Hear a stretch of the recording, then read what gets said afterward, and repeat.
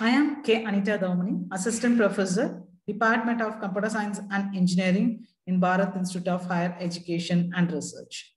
In this course name, Object-Oriented Software Engineering, we are going to see about the topic design patterns. So first we have to know design pattern. Design pattern means that gives a solution to a common problem in software design. So each and every pattern, what we are going to use in this concept is like a blueprint that can be customized to solve a particular design problem that we are using in our code. So what is a design pattern? It is not a specific piece of code. Generally, we can tell design pattern or we can use design pattern for solving a problem. So we can follow this pattern details and implement a solution that suits the realities of our own problem or program. So patterns are often confused with algorithms because both pattern and algorithm describes typical solution to some problems. So we are going to see about the difference between patterns and algorithms. Patterns and algorithms. And algorithms always define a clear set of actions that can achieve some goal. Pattern means that is a high level description of a solution, but algorithm, it defines a set of actions for achieving a goal. An analogy to an algorithm is a cooking recipe. Okay, so here we will have a step-by-step instruction to achieve a goal. But both have clear steps to achieve a goal. On the other hand, a pattern is more like a blueprint. So we can see what the result and the features are. But exact order of implementation is based on our idea. What does the pattern consist of? So most patterns are described very formally. So we can reproduce them in many contexts. So here are some sections that are usually present in the pattern description. So intent, motivation, structure. So intent means that is used to describe the pattern briefly. So it will describe the problem as well as the solution. Motivation explains the problem and the solution the pattern makes possible. So structure of a class shows each part of the pattern and how they are related to each other. Why we have to learn this pattern? What is the need of this pattern? So this pattern is like toolkit. So by trying this toolkit, we can test the solution to a common problem in software design. So if you never encounter these problems, knowing pattern is still useful because it teaches you how to solve all sort of problems using principles of object-oriented design. So in this particular subject, fully we are going to follow object-oriented design principles. So by using these patterns, we can learn or we can know how to solve a problem that arises in the design concepts. So design patterns defines a common language that you and your teammates can use to communicate more efficiently. For example, you can say, just use a singleton for that to your team members. So no need to explain to them what is singleton. Everyone will understand the idea behind your suggestion that what you mentioned in singleton. Okay. So no need to explain what a singleton is and how to use that particular singleton patterns, because so if you learn about this pattern, your team members also will be knowing about the concept based on that. So when we are learning this design patterns, we have to know gang of 4 design patterns. It is also called as GOF. Over 20 years, the iconic computer science book, the book name is Design Patterns, Elements of Reusable Object-Oriented Software. It was first published. Here, 4 authors published this book. The author names are Eric Gama, Richard Helm, Ralph Johnson, and John Wissels.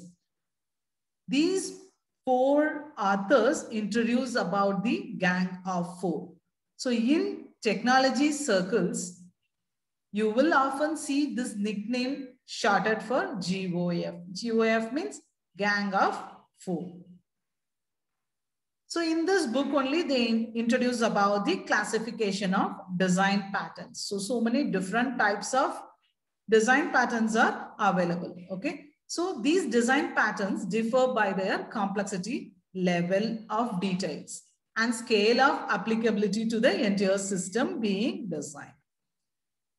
Example analogy to road construction. You can make an intersection safer by either installing some traffic light. So the most basic and low-level patterns are often called idioms. So idioms means that is also a design pattern, but it is basic design patterns. So these design patterns usually apply only to a single programming language. Single programming language. So the most universal and high-level patterns are architectural patterns. So basic patterns means that is called as idioms, and the high-level pattern means that is architectural patterns. So developers can implement these patterns in virtually any language. So in addition to these information, we have to know all patterns can be categorized by their intent or purpose. Okay. So we are having 3 different categories. So that is also based on the intent and purpose of that particular pattern. So we are having 3 different patterns: creational patterns, structural patterns, and behavioral patterns. In this video, we are going to see about the creational patterns in detail. So we will see what is creational pattern.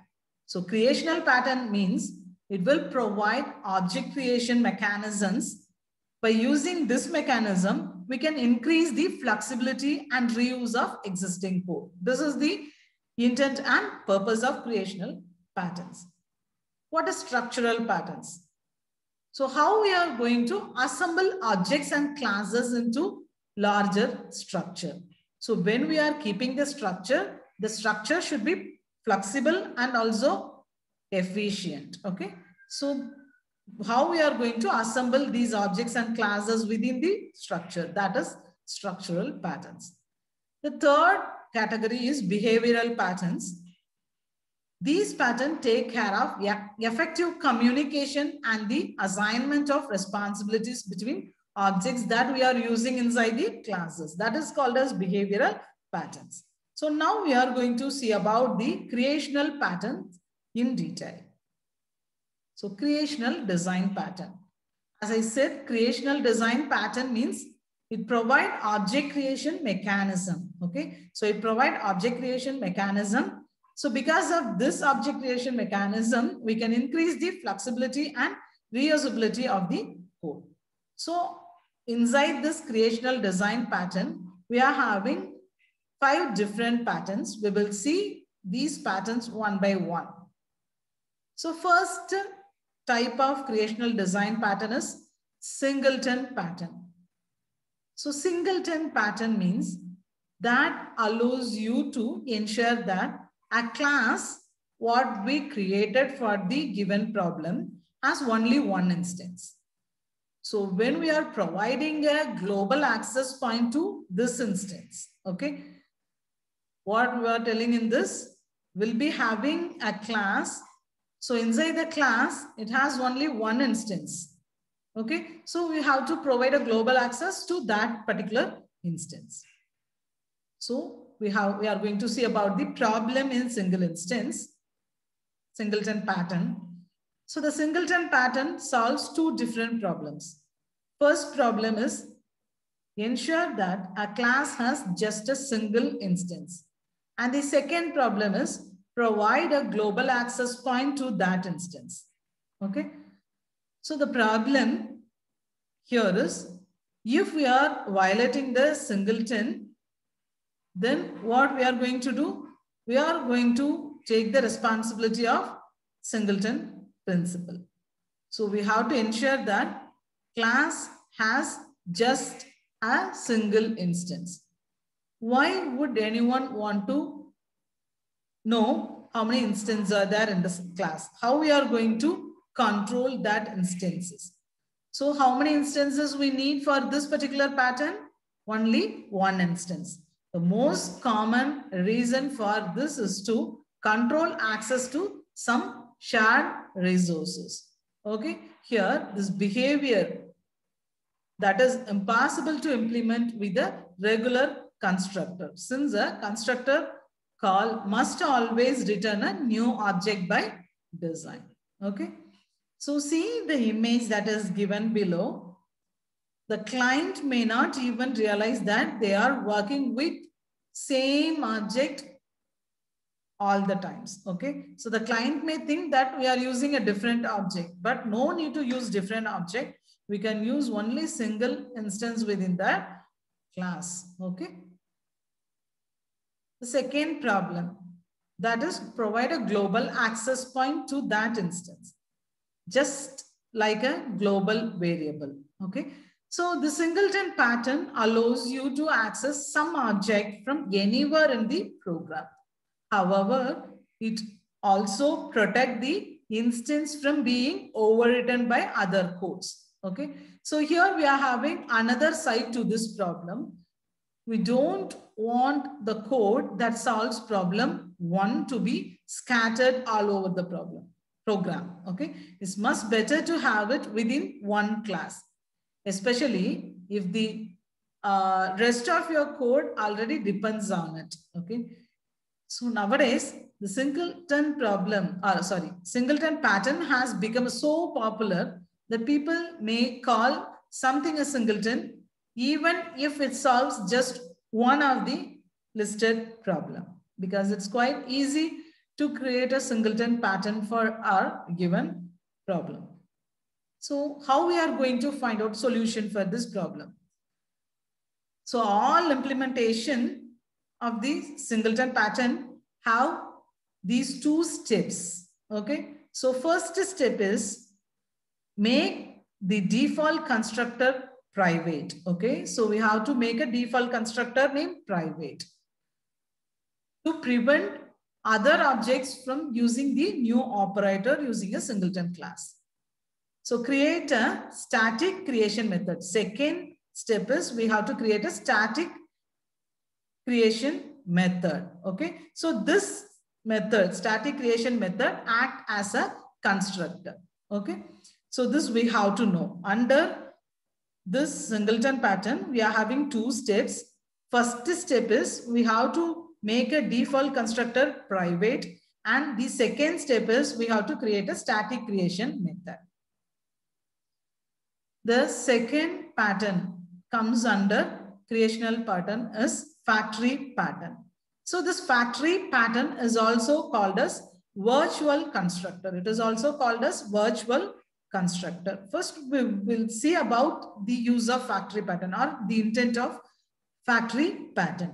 So this pattern provides an interface for creating objects in a superclass, but allows subclass to alter the type of objects that will be created. Okay, so this is the intent. So it provides an interface for creating objects in the superclass, but it will allow the subclass to alter the type of objects. Okay, so see here the image is given here, logistics. So we are having road logistics and sea logistics. So initially the problem is, so imagine we created a single logistic, okay, in a management application. So the first version of the application can handle only the truck transportation. So the bulk of our code lives inside the truck class. We will have only truck transportation, okay. After a while, we can implement, we can improve our code that we want to add some other logistic transportation.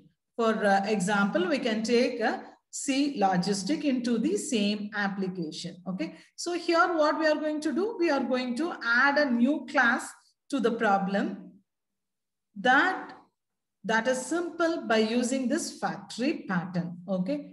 So see, this is the solution. So in the factory method pattern, it suggests that we can replace direct object construction call. Okay. So that is a special factory method. We don't worry about the objects that are still created by our new operator, but it's being called from within the factory method.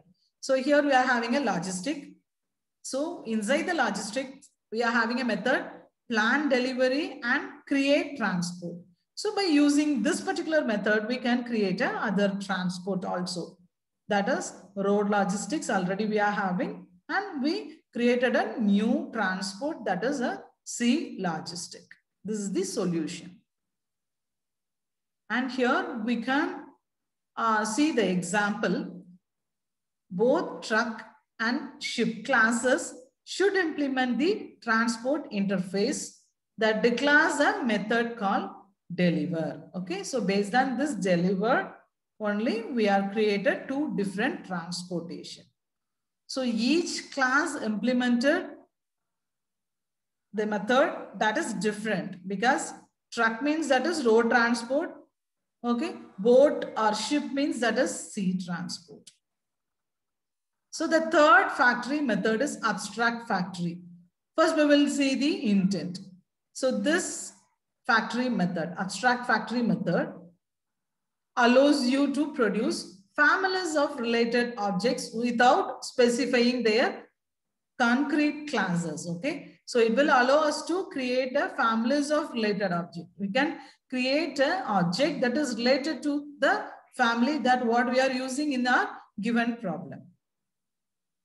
So see, in this problem, imagine that you are creating a furniture shop simulator.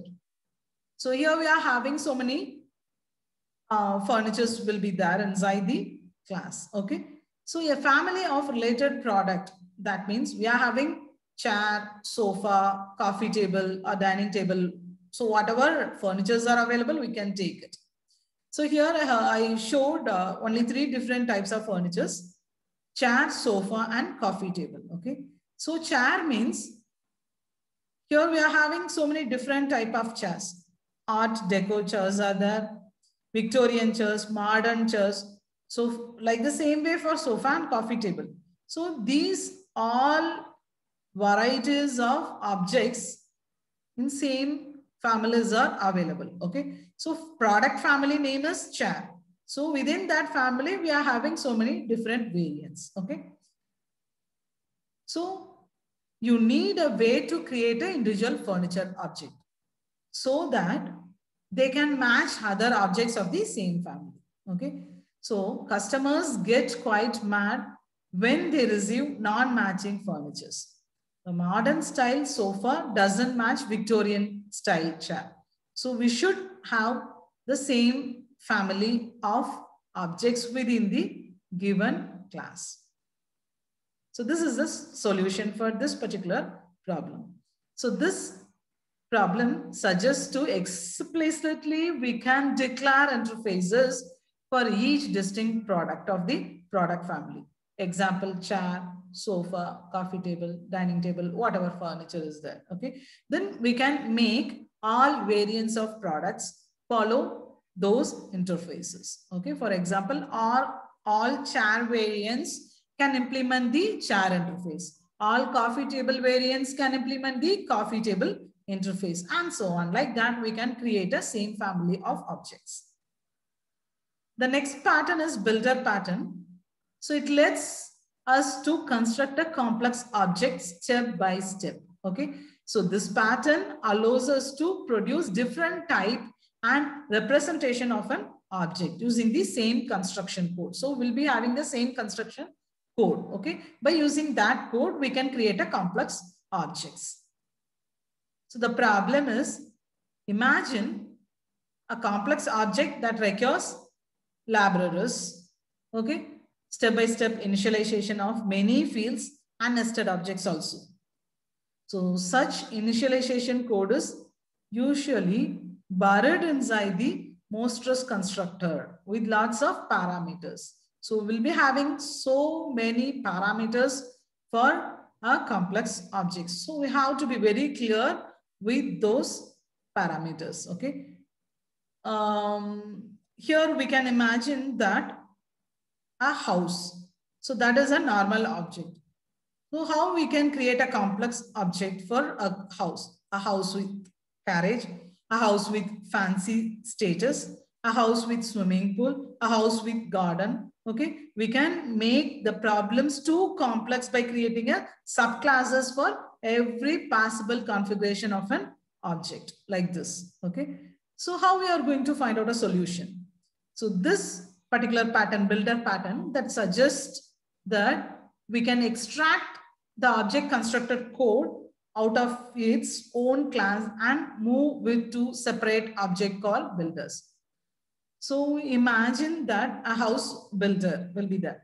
So what are the methods we are going to use under this? Build walls. First, we can build a wall. A house means we need a wall. Okay. Then build doors, build windows, build roof, build carriage. So what are all necessary? We can use that particular methods to build a particular object. Okay. So for example, this is the example for a builder class. Imagine a builder that builds everything from wood and glass. A second builder can build with stone and iron. And the third one can build with gold and diamond. Okay. We can call the same set of steps, but we can get a regular house from only the first builder. Okay. So we have to know which builder to call for our need. So next pattern is a prototype pattern. So this pattern allows you to copy existing objects without making your code. Okay. So this depends on their classes. So this is the problem. Imagine that you have an object and you want to create an exact copy of it. How we can do it? First, we have to create a new object of the same class. Then what we will do? We have to go through all the fields of the original object and copy their values over to the new object. So that is nice, but it will not be the same thing. So we can think that we will be able to build the same copy, but it will not like a same thing. Okay.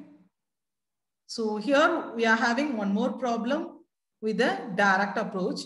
Since we have to know the objects class to create a duplicate, your code become dependent on that class. Okay. So the dependency does not scare you. There is another catch is also there.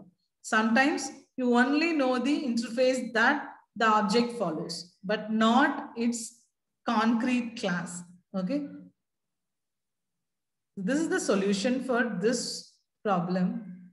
So for this problem, a prototype pattern delegates the cloning process to the actual objects that are being cloned. We can clone the object. Okay. So the pattern declares a common interface for all objects that supports cloning. So it allows us to clone an object without coupling your code to the class of that object. Usually, this kind of interface contains just a single clone method. The implementation of the clone method is very similar in all classes. The method creates an object of the current class and carries over all the field values of the old object into the new one. Okay, so this way only we can use a clone. Okay, so see here, we can rebuild a prototype that can be an alternate to a subclassing. So how we are going to clone the objects? Okay, how we are going to prepare the same copy of the object? That comes under this type of pattern. Okay, so now we completed the creational design pattern. So hope you all able to understand. Thank you. We will see the other patterns in next video.